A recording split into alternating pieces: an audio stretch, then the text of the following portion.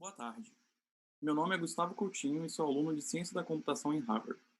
Em nome da Brasil Conference, gostaríamos de agradecer o apoio de nossos patrocinadores e parceiros, em especial da parceria de retransmissão do Estadão. Hoje teremos a sessão Ética em Tempos de Pandemia, da qual participarão Michael Sandel e Pedro Bial. Pedro Bial é jornalista e apresentador de televisão. Tem uma carreira de quase 40 anos na Rede Globo e atualmente apresenta o programa Conversa com Bial. Pedro é considerado um dos maiores apresentadores da TV brasileira. Nosso entrevistado, Michael Sandel, será introduzido pelo Pedro. Passo a palavra para você, Bial. Muito obrigado, Gustavo. Deixa eu explicar o que o Gustavo falou quando ele disse que eu sou um dos maiores apresentadores. Ele está se referindo ao meu 1,92 m de altura. Realmente sou um dos maiores apresentadores. Só o Faustão tem mais que isso. Vamos lá. Tem filósofos cujo pensamento e a obra podem ser brilhantes, mas não são exatamente generosos. Eu me explico. Há inteligências que erguem castelos de marfim, impenetráveis. São grandes mentes, mas voltadas para dentro, para si e para sua tribo.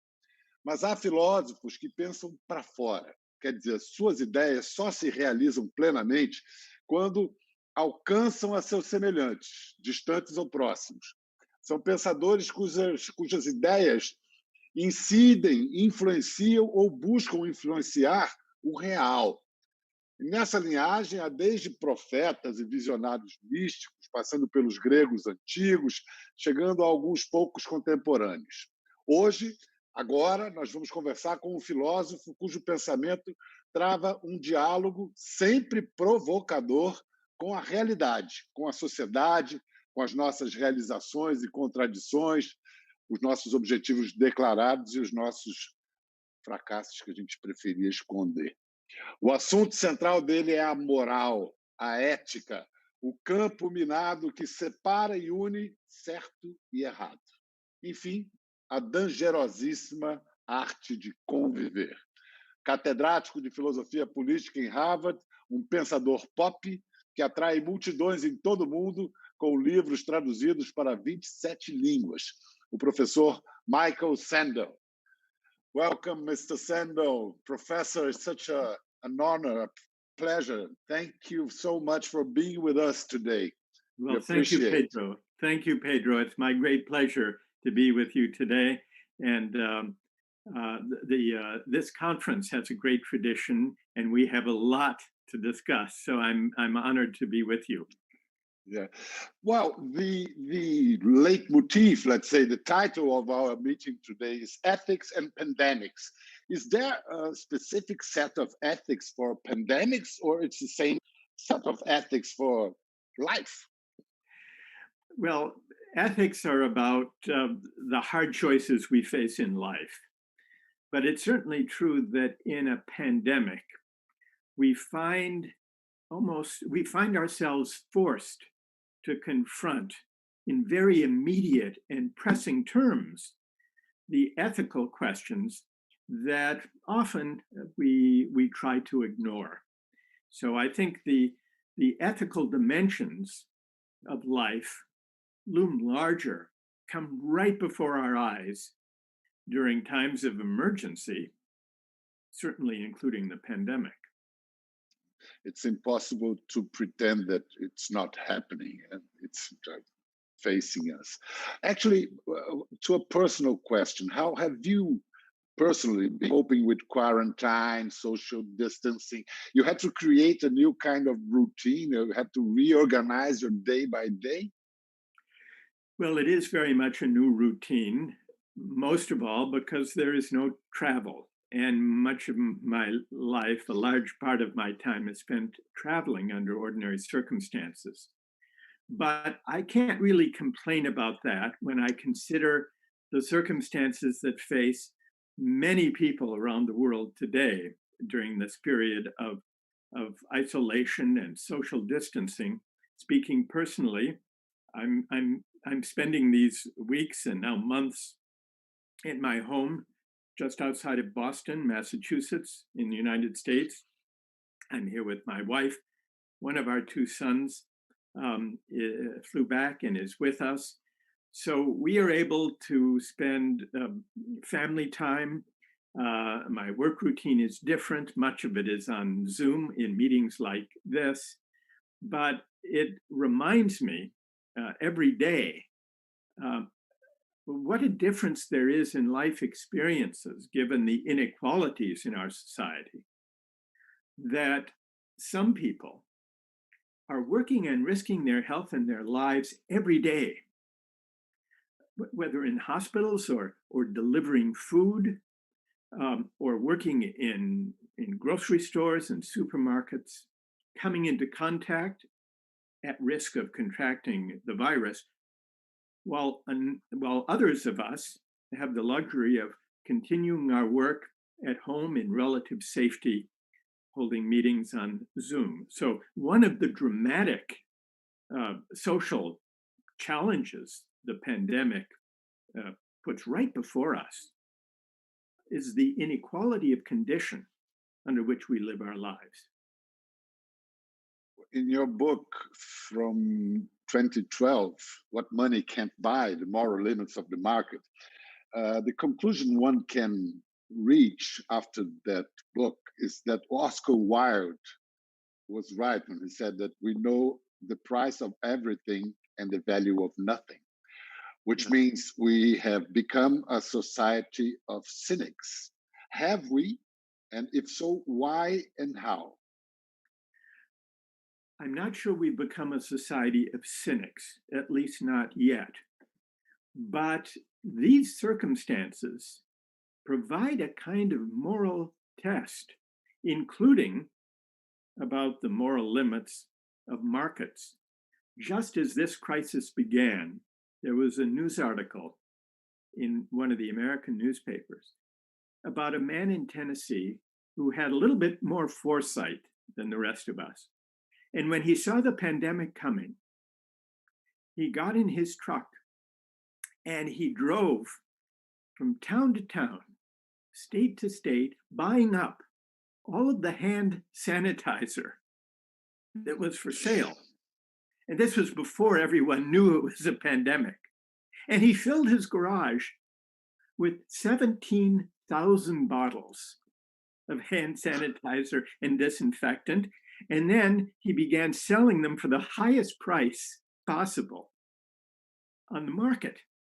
Now, when this was publicized, he came under great criticism, so much so that in the end, he agreed to donate these important supplies to medical centers. But it's an illustration of how the market impulse is so strong that even at a moment of crisis, there is a temptation to try to take advantage of other people. And there are many examples during this crisis when we are going to have to ask ourselves the question, what should money be able to buy? And what are the moral limits? Take one small example that great many of us, me included, rely on delivery people to deliver food if we don't want to take the risk of going into crowded grocery stores.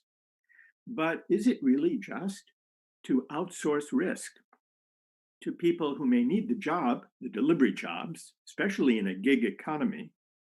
But we, in a way, I suppose, are paying them to take risks of exposure that we would rather avoid. So these questions are coming right directly before us and are unavoidable these days. If a child would ask you what's the difference, the distance between price and value, would you quote this story as an example of it? Yes. The price is what the market defines our value to be.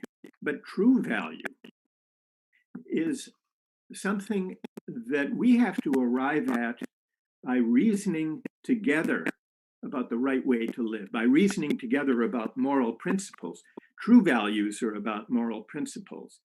And I think we make a mistake if we assume that we can outsource our moral judgment or moral responsibility to markets. And that's what we do if we just assume that prices, market prices, can define what's valuable. That's a grave mistake, and it's a mistake that we fall into, not only out of greed, that can sometimes be the reason, but out of a kind of moral laziness, out of a desire to avoid debates and controversies about how to value not only goods, but the services that people provide, especially during a pandemic, Pedro.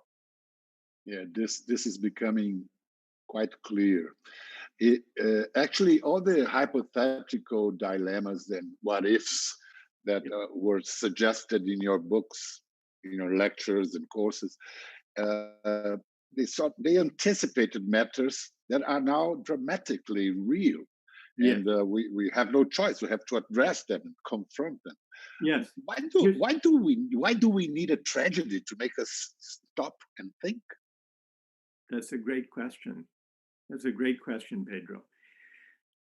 It's, in a way, thinking through hard moral questions is difficult. And so we try to live our lives often while avoiding moral reflection or moral controversy. Now, one reason we're tempted to try to avoid these questions is that we live in pluralist societies where people disagree on values. They disagree on moral principles, and that's to be expected in pluralist democratic societies. And much of the work of democracy at its best consists not only of voting, but also of reasoning together, arguing together about the principles that should govern our collective life. And this is not easy. And it often leads to not only controversy, but even conflict. So we shrink from moral questions, especially in public life, because often we want to avoid the messy disagreement that comes with those debates. But I think this is a mistake. It's a mistake because, well, for one thing, we can't decide how to live together without engaging in serious collective moral reflection and debate. Beyond that, when we avoid addressing moral questions, especially in public life, we create a kind of moral emptiness in public discourse. And sooner or later, those empty spaces are filled by narrow, strident, sometimes xenophobic or authoritarian voices, because people want moral certainty. And unless there is a healthy democratic debate about moral principles, there's the danger that we will slide into the embrace of authoritarian, hyper-nationalist kinds of movements and political leaders. And this can be very damaging for democracy. Actually, moralism doesn't have a very good reputation. In Portuguese, usually moralism is used with false moralism. Yeah. Some moralisms are not false at all. I mean, we have to take moral decisions every day. Yeah. And also the system of moral beliefs of persuasions are mixed up with religion, faith, religious faith. What would be the one common territory that we could all agree to start talking about our moral choices? Well, first, a comment on your observation. I agree with you that moralism it's a pejorative. It's something that people generally want to avoid. And I would distinguish between moralism and genuine moral reflection and debate. But is there a phrase in Portuguese to capture the difference between moralism and genuine moral reflection or deliberation, Pedro? How would you capture that in Portuguese? I would do my best. Moralism and moral again? moral reflection, deliberation of an authentic kind. I would say moralismo as opposed as reflexão e deliberação moral. Okay. Basically. Yeah. Okay. Yeah. All right. So that's Yeah. the distinction. Yeah. Thank you for that. That's the kind of distinction that I think we need to make. But we often don't make it. And to your point about religion, it's very important because one of the reasons we hesitate to bring values into public discourse is that we are worried that it will lead to the majority simply imposing their moral values, or sometimes their religious values, on people who disagree. And this could be deeply dangerous to individual liberty and respect for freedom of conscience. So I think it's a very delicate matter to avoid imposing or coercing people with one group's moral or religious convictions. It's important to avoid that, to be sure. But that doesn't mean that we should have a politics or a political debate that does not address values or ethics or moral principles or principles of justice. So we have to find a way, pluralist democratic societies have to find a way to address values and moral principles in politics without imposing on some or coercing some according to the values of a minority, or for that matter, even of the majority. Yeah, there's a Brazilian psychoanalyst that says the only thing immoral is to inflict unjustified damage to anyone. Let's work on it. Well, many leaders nowadays during the pandemics are opposing economics and life, economy and health. Is this a real or a false dilemma? I think it's a false dilemma because the overarching aim of policy during a pandemic is the common good, which includes the well-being, includes a concern for the well-being of everyone. Now, health and of course life are essential aspects of well-being. And it's also true that being able to work at a job and to earn an income and to have a flourishing economy, these too are important aspects of the common good. So I think it's a mistake to see a competition in some of, I can speak about what's going on in the US at the moment.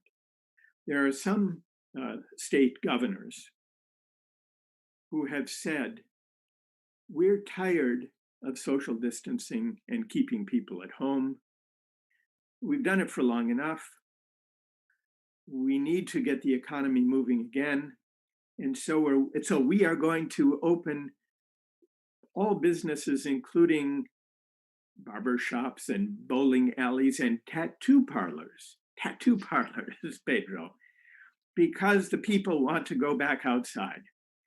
But they're doing this in some cases, even though it's not yet safe to do so from the standpoint of public health. And so I think we have to make sensible judgments about how to promote the common good, which includes health and of course includes the economy, but without saying we will sacrifice 10,000 or 50,000 or 100,000 lives in exchange for getting the bowling alleys open again, or the tattoo parlors, or the cruise lines. The cruise ships now are eager to begin cruising again and bringing customers. I think that would be a kind of immoral calculus to think that we will sacrifice a certain number of lives in order to enable people to take, well, cruises again, to take perhaps an extreme example. So far, what we can see as consequences of the pandemic to our understanding of social and economic roles? What has been exposed by the pandemics? Well, there are two conflicting impulses that have been exposed by the pandemic, I think. On the one hand, we hear this slogan now all the time: we are all in this together. We hear it from politicians, from advertisers, we hear it from celebrities. And this slogan points to the sense in which we are all vulnerable, we are all mutually dependent. And if you take that idea seriously, then that would point to a community of greater solidarity.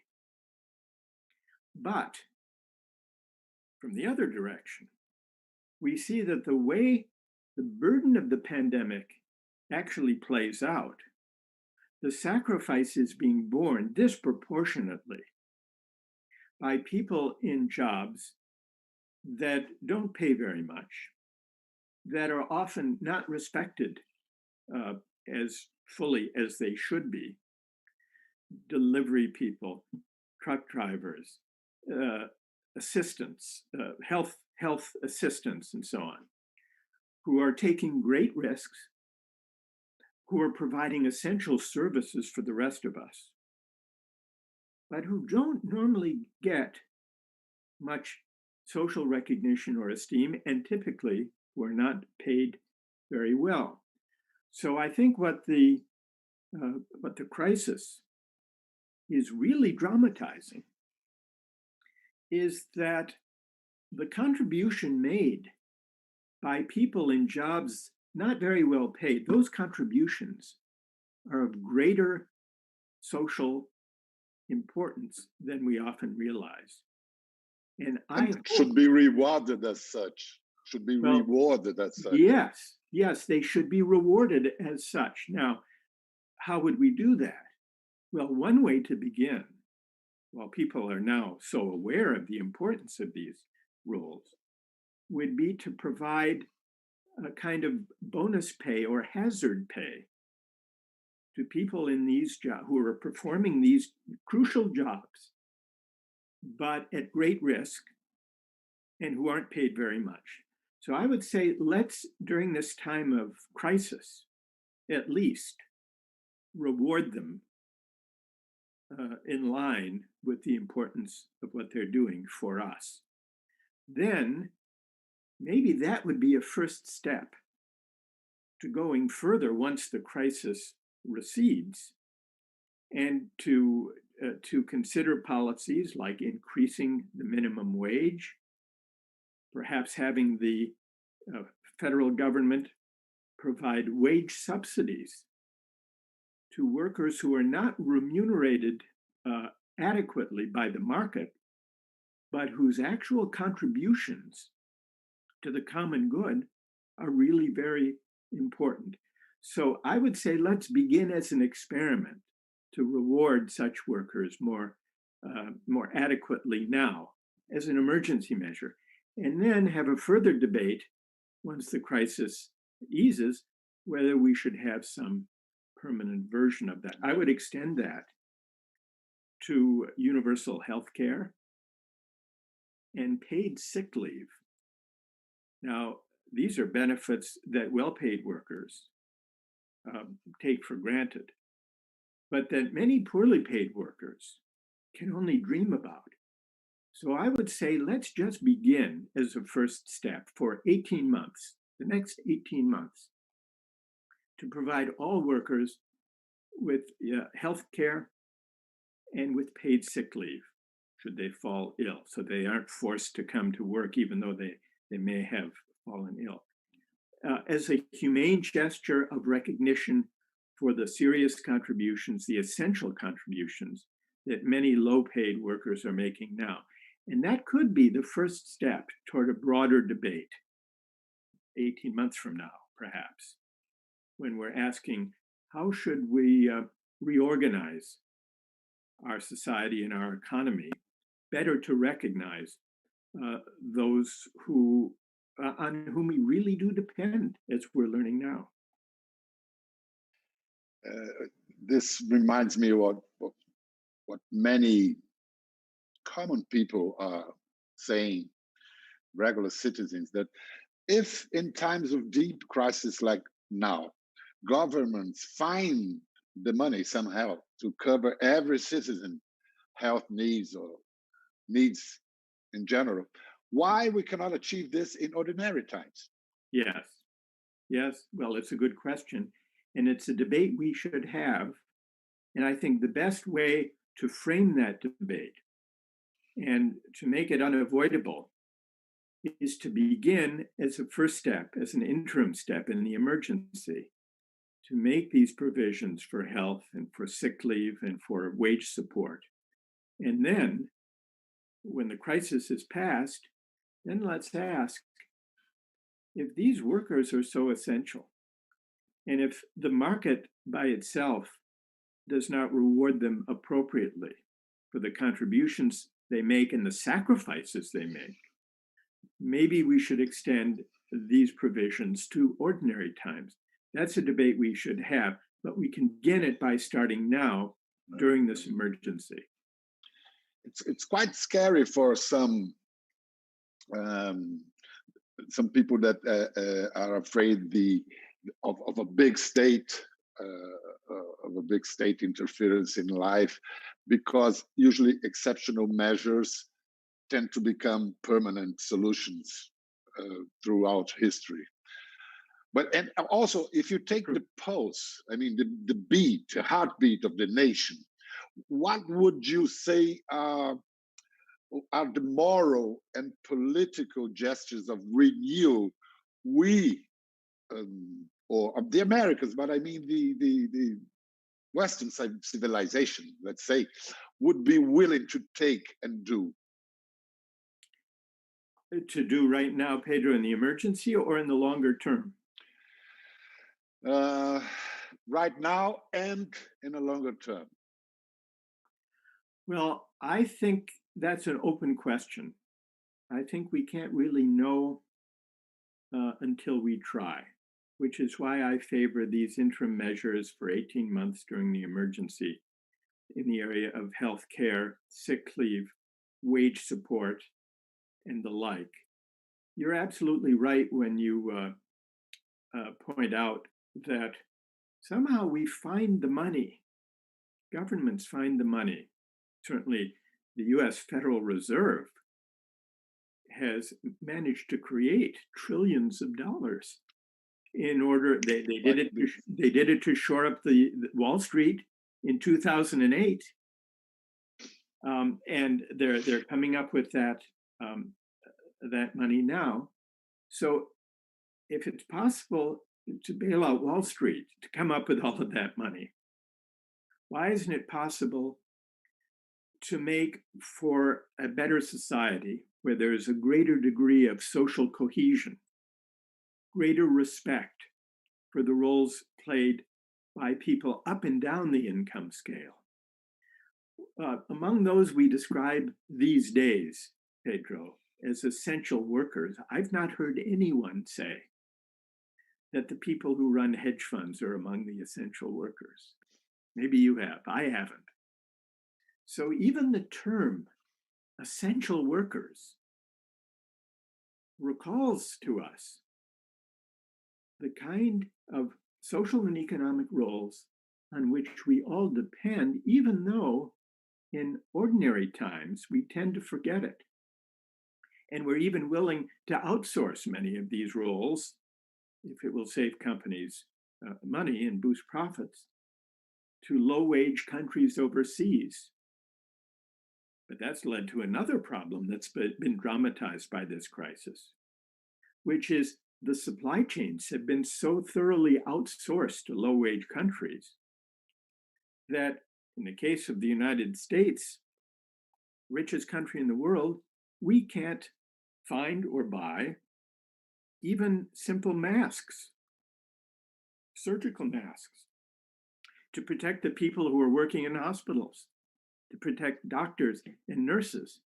we can't manufacture them, because over the years, the pattern of outsourcing has become so extreme that 90 to 95% of masks, surgical masks, were being produced in China and other low-wage countries.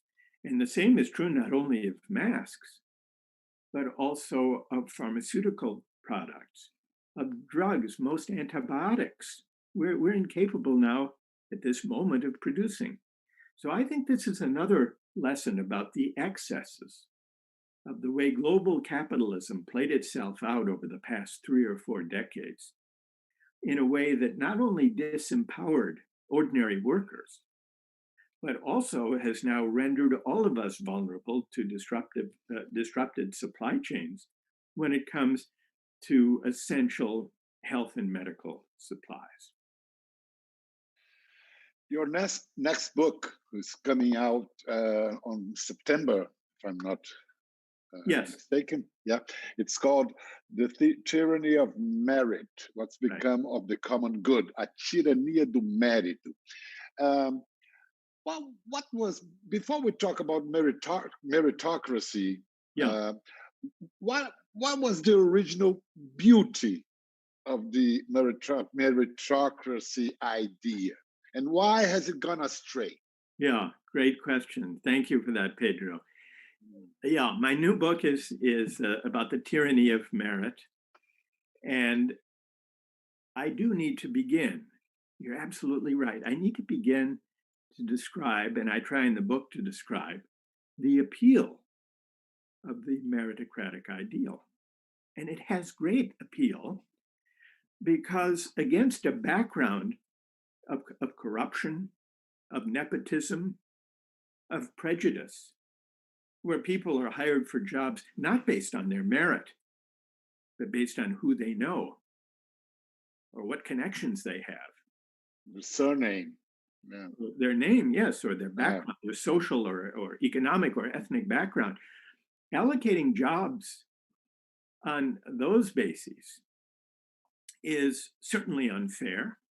It's a kind of corruption. And so meritocracy, hiring people based on merit, not prejudice, not nepotism, not corruption, merit, is very attractive. And in hiring people for jobs and social roles, merit in that sense is a good thing, not a bad thing. So that raises the question, what's gone wrong with meritocracy?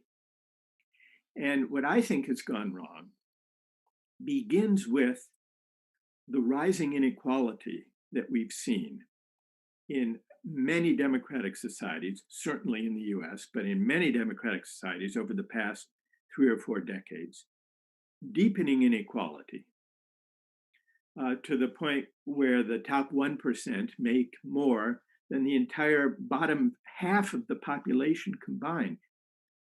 And not only are there inequalities of income and wealth that are nearly unprecedented, those inequalities translate themselves into inequalities of political power. So this is a familiar point, the problem with the deepening inequality. How does meritocracy come into this? I think in the following way. In Western democratic societies, the response to this inequality has not been a direct response, saying we have to create more equal societies. It's been an indirect response. Well, we'll rely on mobility. We'll increase people's chance to climb the economic ladder and hope that people can rise based on their talents. And then the system will be viewed as fair. But that hasn't worked. That solution hasn't worked. What meritocracy has done to freeze this inequality in place is it's generated attitudes toward who are the winners and who are the losers that actually provides a rationalization for this inequality. Because think of it this way. if some are rich and some are poor, and if the gaps are increasing, if you assume that everyone has an equal chance to rise, then you also assume that those who land on top must deserve it. They must be the most talented and hardworking. And you also assume those who land on the bottom, if it's a truly mobile society, those who land on the bottom must belong there because they must have lesser talents. They must work less hard than those who landed at the top. And this is the meritocratic idea, that we deserve, that the winners deserve their success and the rewards that go with that success. And by implication, that the losers must deserve where they've landed. They must be less talented or less hardworking. So what's happened without our realizing it is that the gap between the winners and the losers has grown more dramatic. But at the same time, the attitudes of the winners toward their own success, it's been a kind of meritocratic hubris. I did it on my own. I deserve these winnings. I call this meritocratic hubris, the belief of the winners that it was all their own doing. Now, think of it as another attitude towards success we might take. We might say, yeah, I landed on top. I've been fortunate. I've been blessed. And when I look upon people less fortunate than myself, instead of saying, I deserve my place, they deserve theirs, we could imagine a society that encourages us to say, there, but for the luck of the draw, or the grace of God, or the accident of fortune, go I. The more aware we are of the contingency of our fate, of the good luck that may propel us to a position of affluence or of prestige, the more we're aware of the element of luck, the greater the humility and the greater the sense of responsibility to do something for those less fortunate, the greater sense that we are all in this together. And that's what we're missing. And that's what I think is the corrosive effect of meritocratic attitudes towards success that the last 30, 40 years have brought us. Does that make sense, Pedro? It does very much, but you're touching a very sensitive nerve. I think you're talking also about a cultural symptom. Yes. American society, which is a role for many Western societies, including Brazil, has divided its people, its citizens, between winners and losers. And it seems inevitable that such an arrangement will always produce more losers than winners, by definition. So how to overcome this cultural trap? Because this is a trap, it's a cultural trap. Would Americans and would us, human beings, be willing to face that? It's very deep, psychological stuff. It is. It does run very deep.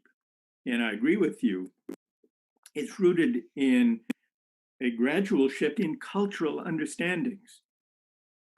And so if it were just a problem, if the problem of inequality were just an economic problem, then we could say, all right, well, the solution is to have a more progressive tax system or to have greater redistribution, right?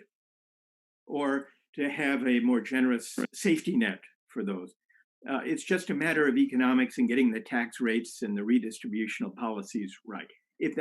But it runs deeper than that. Just as you say, it's a cultural matter. It has to do with attitudes and values toward winning and losing, toward succeeding and failing by the terms that we've created. So I think the first thing we have to do is to become aware of how deep is the hold of this meritocratic set of attitudes. And I think we have to begin with those on top.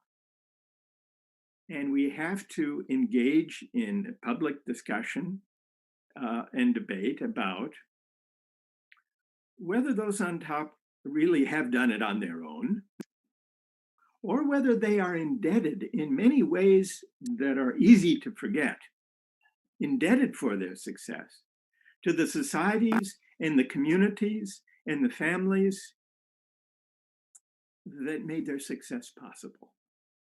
So I think we have to begin with ourselves, with those who share a sense that, they're a sense of satisfaction, maybe of self-satisfaction, and see whether there isn't a way of bringing the successful around to a greater sense of humility and therefore of solidarity with those who didn't make it.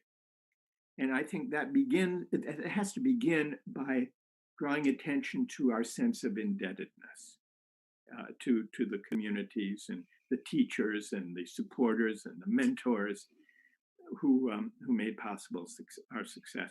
And then I think another equally important part has to speak to those who are less fortunate and who struggle to make ends meet. Because very often what makes this so toxic a set of attitudes, they feel looked down upon. Many working people feel looked down upon, and by elites. And this explains the anger and resentment that we've seen in the last 3 years express itself in politics. The populist backlash against elites. Where did it come from?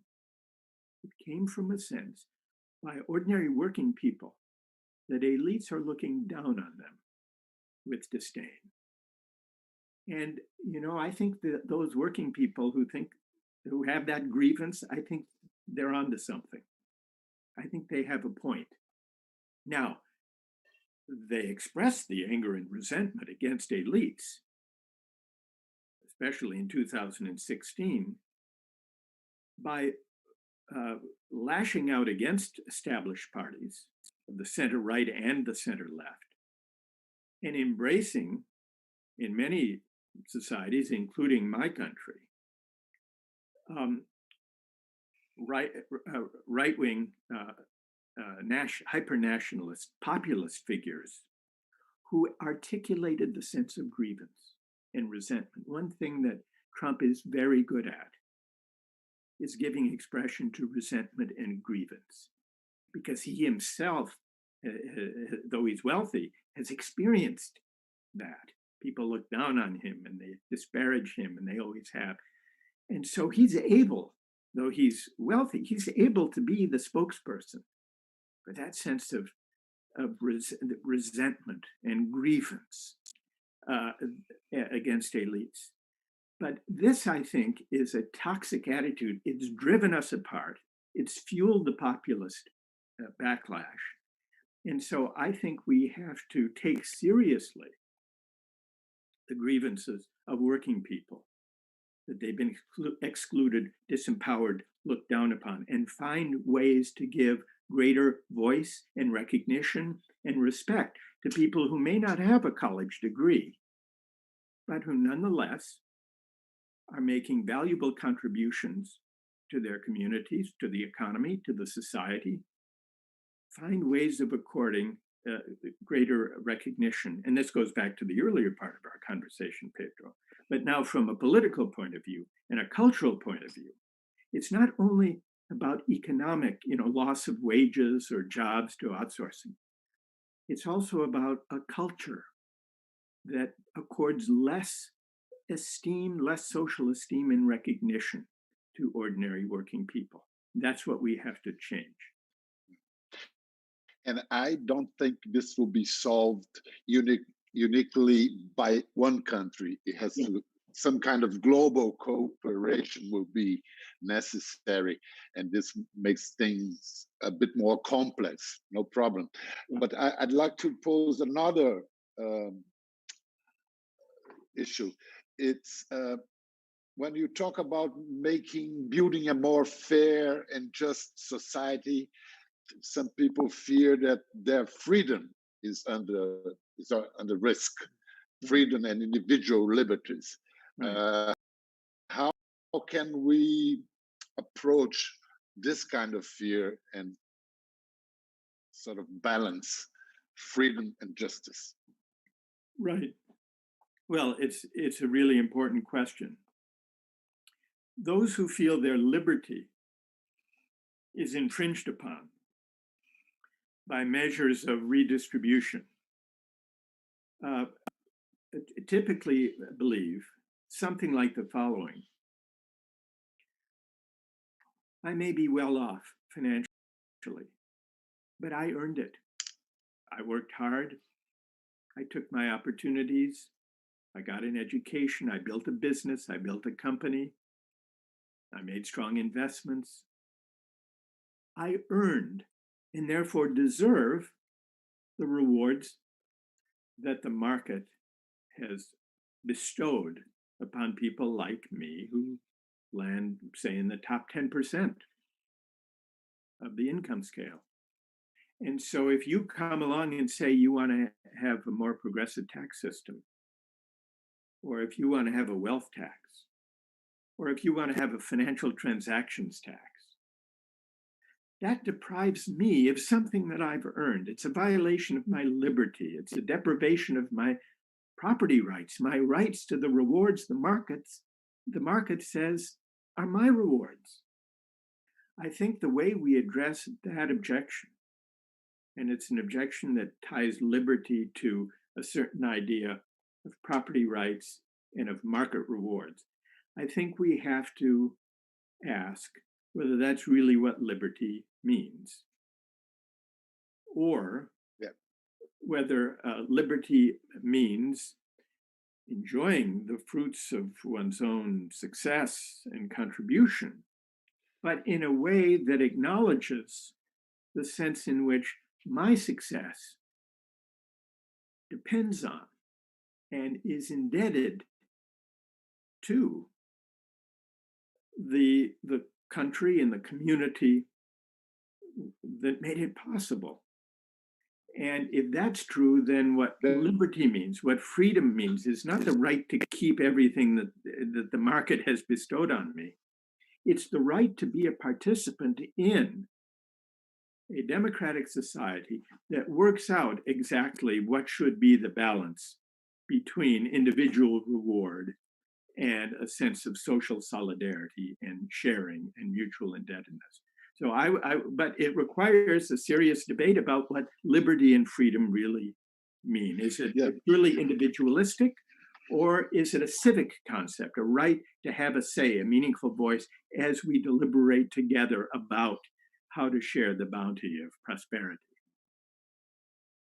There was an op-ed today in the New York Times saying that the pandemic is making all of us, obliging us to think about what's our idea of freedom. I remembered a very beautiful quote from Spinoza. He said that freedom is to know the strings that manipulate you, which is a very beautiful image. What's your idea of freedom? Well, my idea of freedom, I can best explain it by way of a contrast. The most familiar idea of freedom, and it's one you were referring to a moment ago, Pedro, not the Spinoza one, but the one that leads many to complain that their freedom is violated by having to share the fruits of their labor. There is a certain idea of freedom that says freedom means the ability to act on my desires so long as I don't hurt other people, to get what I want. And this is basically a consumerist idea of freedom. I'm free when I'm able to buy the things I want that satisfy my desires. That's why I say it's consumerist. But I think that's a partial and unconvincing idea of freedom, because those desires that I go out into the marketplace to satisfy, buying stuff, am I free to choose those desires in the first place? Not necessarily. For the reason that Spinoza was pointing out when he said, a lot of the desires, when I watch ads and I say, yeah, I need that kind of car, I want that kind of car. Someone was pulling strings to generate that desire in me. So simply being able to act on that desire is not free. That's not freedom. To be free is to be able, well, back to your Spinoza image, to be aware of which of my desires were simply contrived and manipulated to get me to buy stuff, and which of my desires and aims and purposes in life are worth affirming, deepening, cultivating. So I would call this conception of freedom, this more demanding conception, instead of a consumerist idea, a civic conception of freedom. Because the only way I can really reflect on the worth of my desires is to deliberate with my fellow citizens about what the good life really means. And I think an important part of the good life is educating our desires so that we want the right kinds of things, the kinds of things that will lead to a fulfilling life, and that are not just responses to the promptings or manipulations of advertisers, let's say. So freedom, I think, involves civic life, and it involves education. Because what it is to lead a good life is to lead a life in which I develop aims and purposes and desires that give expression to my highest nature, to my best self. And that's not something I can do alone. It's not something I can satisfy in a shopping mall. It's something that I can acquire through engaging in a civic project, and also by engaging in a lifelong journey of education about what the good life really means for me and for the community. You forced me to philosophize, Pedro. You forced. I was having a conversation much like this one with a very bright friend of mine, and I told him, well, the silver lining of the pandemic is that we are obliged, we're facing an imperative of soul searching. We should think, what are our real needs? What do we really need to lead a happy life? Yeah. What are our genuine necessities? Yes. And like psychoanalysis. And then this friend of mine said, okay, but how do you ask Homer Simpson to expand his consciousness?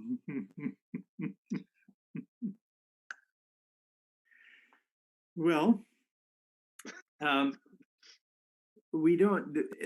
It's a good question, but the answer to that question, Pedro, is we can't be sure until we try whether even Homer Simpson could be prompted to reflect more deeply on what he wants. Now, it may be that not everyone is susceptible of the kind of education, moral reflection, soul searching that the good life, so I claim, requires.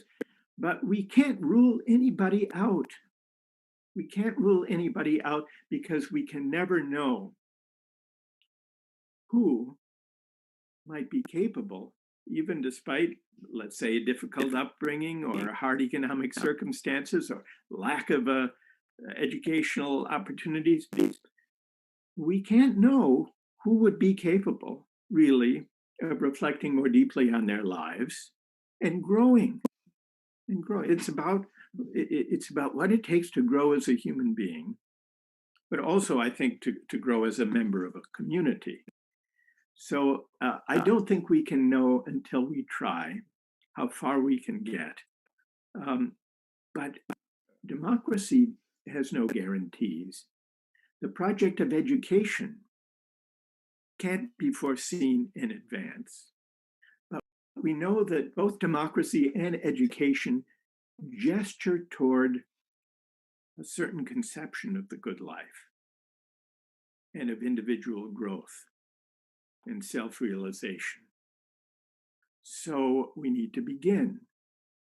And sometimes it takes a crisis, like a pandemic, to prompt us and to remind us of the importance of trying. That's true. And I'd rather take the risks of democracy than the certainties of tyranny, for sure. Yeah.